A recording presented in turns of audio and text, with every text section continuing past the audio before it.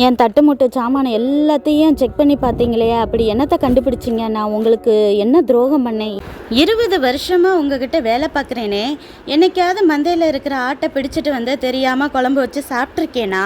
பகலில் வெயிலும் இரவில் குளிரும் கூட பார்க்காம எவ்வளோ நான் ஹார்டு ஒர்க்கு பண்ணியிருக்கேன். நிம்மதியாக நான் தூங்கியே எவ்வளவோ நாள் ஆகுது. அதனால தான் உங்ககிட்ட இருக்கிற ஆடில் ஒரு ஆடு கூட திருடு போகலை. ஆனாலும் என்னுடைய சம்பளத்தை 10 தடவை மாற்றுனீங்க. தேவன் மட்டும் என் கூட இல்லைன்னா இப்பையும் கூட என்னை வெறுமையாக அனுப்பி விட்டுருப்பீங்க.